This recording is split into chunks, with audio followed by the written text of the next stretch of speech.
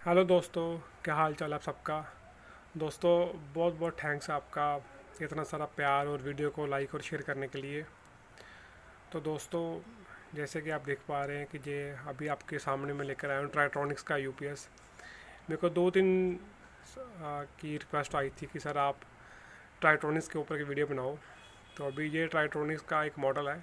ये ट्राइट्रॉनिक्स का एक अपना होम यूपीएस है। होम बोले तो ट्राइट्रॉनिक्स का खुद के बनाए हुए कार्ड है, वो किसी से लेते नहीं है।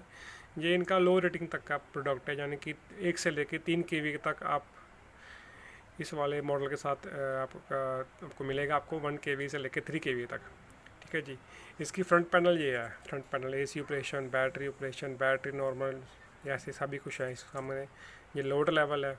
कुछ बंदे इसको बैटरी लेवल समझ लेते हैं, पर ये बैटरी लेवल नहीं, ये लोड लेवल है। ये एम्पीयर मीटर ऑन है। इस बटन को ऑन करेंगे तो ये वाला multi function LCD display on हो जाएगी। इसको ऑन करने से ये इसका इन्वर्टर ऑन हो जाएगा। ये बैटरी पे सेट करने के लिए, ये अलार्म रीसेट करने के लिए, अलार्म बज रहा है तो उसको बंद करने के लिए ये बटन है।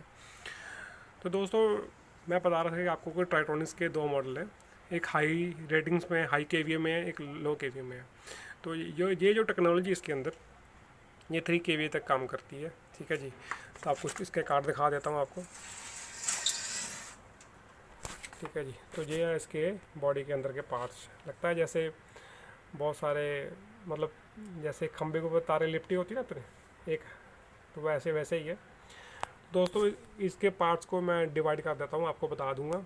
तो बताने से पहले आपको ये बताऊंगा कि आप वही बात कि अगर आपको कभी लाइफ में चांस मिले तो एक दूसरे की हेल्प जरूर करते रहना आप लोग, किसी भी तरह से। पर हेल्प करने से पहले ये बात देख लेना कि आपको किसी तरह का नुकसान ना पहुंचे।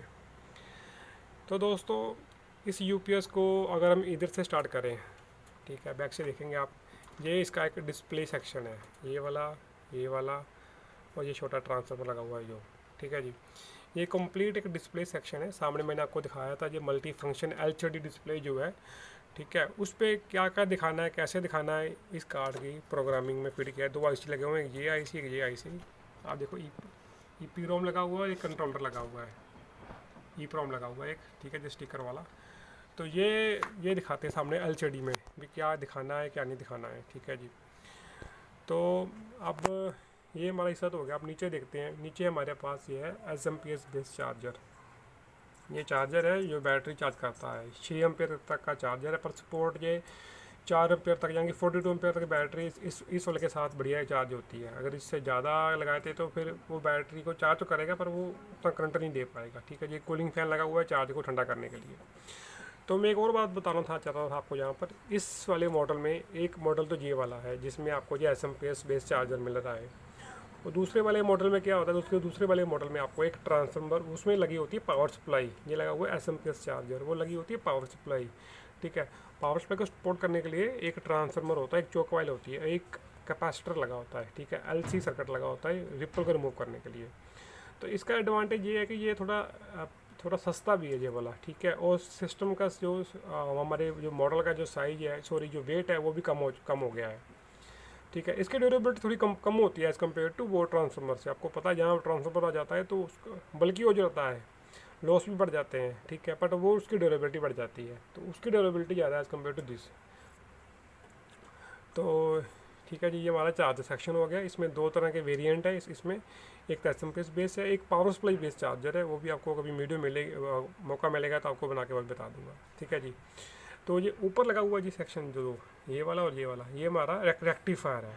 ठीक है। मेंस पे जो हमारी इनपुट आती है उस पर जो रेक्टिफायर है, ये हमारा रेक्टिफायर का काम करेगा ये दो कार्ड। ठीक है जी। जो एसी आएगी, एसी को डीसी बनाकर सीधा ऊपर, ये हमारा इन्वर्टर सेक्शन है। इन्वर्टर सेक्शन बोले तो इन्वर्टर कार्ड है हमारा। ठीक है। तो यहाँ अभी ये रिपेयर के लिए आया था तो ऑलमोस्ट डन हो चुका है। तो मेरा बहुत ही फेवरेट है ट्राइट्रॉनिक्स, मेरे को बहुत मज़ा आता है इसमें काम करने के लिए। तो चलो हम आगे बढ़ते हैं। भी ये हमारा इन्वर्टर सेक्शन है। ठीक है। और इन्वर्टर सेक्शन कम एक सप्लाई सेक्शन भी है। आपको पता है भी कोई भी सेक्शन है, आपको दूसरी तरफ दिखाऊंगा, इसके ऑपोजिट देखेंगे तो वहाँ पर एक बड़ा सा कार्ड होगा, उसमें बहुत सारे आईसी हैं। उन आईसी को काम करने के लिए सप्लाई चाहिए। तो कोई भी यूपीएस उसमें सप्लाई रहती है। तो वो सप्लाई का एसएमपीएस बेस सप्लाई होती है वो। ठीक है जी। तो वो आईसी को काम करने के लिए, अभी जैसे इसमें भी एक आईसी लगा, नीचे लगा हुआ है, एक ऊपर लगा हुआ है, ठीक है। इन आईसी को भी काम करने के लिए ये हाइब्रिड लगी हुई है, हाइब्रिड को भी सप्लाई चाहिए। तो वो सप्लाई कहाँ से आएगी, तो वो उसमें हर एक यूपीएस में एक सेक्शन होता है, एसएमपीएस बेस्ड सप्लाई बनती है। अपना अपना हर किसी का वो रहता है, जैसे मर्जी वो बना लेते हैं, ठीक है। तो इस वाले कार्ड में आधा हमारा जो है वो एसएमपीएस बेस्ड सप्लाई है और आधा हमारा इन्वर्टर सेक्शन है। जो हाइब्रिड लगे हुए हैं ना यहाँ पर DR19612, ठीक है जी, हाइब्रिड चिप लगे हुए हैं, ड्राइवर आईसी हैं जो आईजीबीटी को ड्राइव करते हैं। इसमें जो बेसिकली ये लोग यूज़ करते हैं 75 एम्पेयर 600 वोल्ट की डिस्क्रीट आईजीबीटी लगाते हैं। तो आप 80 एंड 60 जो भी आपको लगता है आप आईजीबीटी लगा सकते हैं इसमें, ठीक है जी, as per your requirement. Heat sink लगे हुए हैं इनको ठंडा करने के लिए। अब आईजीबीटी स्विच करती है तो हीट निकलती है, उनको ठंडा करने के लिए हीट सिंक लगे हुए हैं। और 2 पंखे लगे हुए हैं, एक पंखा सेंटर में लगा हुआ है, एक पंखा पीछे में लगा हुआ है, ठीक है। जो अब इसका इन्वर्टर फायर हो जाएगा, इस यूपीएस का इन्वर्टर प्रॉपर्ली फायर हो जाएगा, तब ये पंखा घूमेगा, ये वाला बीच वाला। ये पंखा तो आउटपुट पे लगा हुआ है पीछे वाला, ठीक है जी, आउटपुट पे लगा हुआ है, तो ये चलता ही रहेगा। तो कैपेसिटर आ गया जी, जो यहाँ से रेक्टिफायर से जो डीसी बनेगी यहाँ सीधी यहाँ पर आ जाती है कैपेसिटर पे, ठीक है। तो जो ये 2 तारें हैं HRC फ्यूज़ के लिए, यहाँ नीचे लगती है, निकाल के रखी हुई मैंने अभी, ठीक है जी। HRC फ्यूज़ पे लगेगी ये।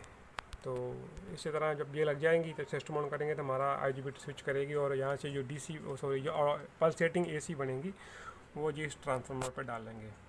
इस कार्ड से हम लोग इस कार्ड को एसी से डीसी सप्लाई देंगे, फिर जो डीसी से एसी कन्वर्ट करेगा उस एसी को यहाँ पर इस पे डालेंगे। ये हमारा क्या कहते हैं आउटपुट में स्टेप अप ट्रांसफार्मर है, तो आप देख ही पा रहे हैं ट्रांसफार्मर को, ठीक है जी। तो स्टेप अप ट्रांसफार्मर वही करता है कि उसको जितनी वोल्टेज देंगे उसको अप कर देगा, जिससे एज पर वाइंडिंग जो सेकेंडरी में वाइंडिंग होगी उसके हिसाब से वो उसको बूस्ट अप कर देगा।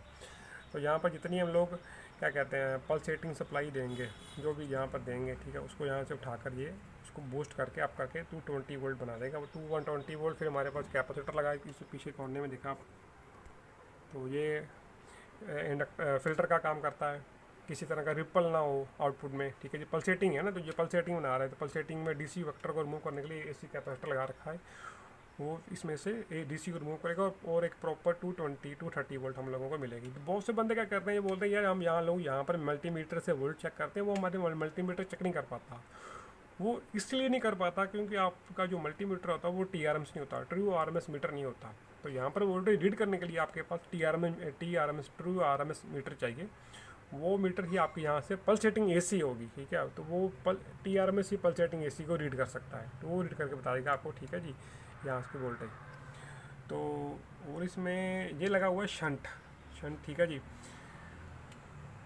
तो शंट का काम पता ही आपको बताने की ज़रूरत नहीं है। ये कोने में आप देख पा रहे हैं, ये पीछे ये लगा हुआ है EMI फ़िल्टर लगा हुआ है। EMI फ़िल्टर बोले तो इनपुट में किसी तरह के नॉइस को कंट्रोल सप्रेस करने के लिए। सपोज करें आपका यूपीएस लगा हुआ है, साथ में वेल्डिंग की मशीन लगी हुई है, यहाँ पर बड़ी सी फैक्ट्री लगी हुई है, ठीक है। तो बड़े बड़े वो डिवाइसेस चलती हैं, ठीक है। तो वो इनपुट तो कंज्यूम करती है, पर कंज्यूम करने के बाद आउटपुट में वो किसी तरह की हार्मोनिक डिस्टर्बेंस जो वापस रिवर्ट करती हैं, तो किसी तरह की इनपुट में वेरिएशन ना आ पाए, ठीक है, रिपल ना आ पाए, तो उनको सप्रेस करने के लिए हम लोग यूज़ करते हैं EMI फ़िल्टर। वहाँ पर इन्होंने इसके ऊपर लगा दिया है MOV यानी कि मेटल ऑक्साइड वेरिस्टर। तो ये किसी एक पर्टिकुलर वोल्टेज पे 300 या 270 वोल्ट पे लगा होगा। जैसे ही इनपुट वोल्ट ज़्यादा आएगी तो ये फट जाएगा। फटने के बाद यहाँ से आपके MCB शॉर्ट सर्किट हो जाएगा, MCB ट्रिप कर जाएगी और आपका UPS आगे बच जाएगा हाई वोल्टेज को काम करने के लिए। तो बेसिकली हम लोग क्या करते हैं, हम लोग मैं भी ऐसे ही करते थे पहले, चलो जैसे थे फील्ड में। तो आप लोगों को यही बोलूँगा किसी तरह की अगर आप सेफ्टी हटा रहे हो तो कोशिश करो भी अगर आपके पास दोबारा टाइम मिलता है तो सेफ्टी को ज़रूर लगाएं। तो ये MOV जल जाता है तो इसको फिर लगाएं। 10, 15, 20, 30 रुपये की आइटम होगी, तो 30 रुपये लगाने से आपका ये अभी आपका बहुत सारा पैसा तो बच सकता है आगे। जो लोग ये काम करते हैं कहीं भी करते हैं, आप MOV यहाँ पर आपको दिक्कत आ रही है, आप मार्केट से MOV परचेज़ कर सकते हैं। इनका एम्पेयर तो नहीं, ये वोल्टेज पे काम करते हैं, ठीक है। 270 वोल्ट 280 वोल्ट यहाँ पर आप इसको फेस न्यूट्रल में लगा दोगे आप, ठीक है। फेस न्यूट्रल में लगाओगे तो उससे जैसे वोल्टेज बढ़ेगी तो ये ब्लास्ट कर जाएगा, पीछे से जो MCB होगी वो आपको ट्रिप कर देगा। ये सबसे बहुत बड़ी सेफ्टी है।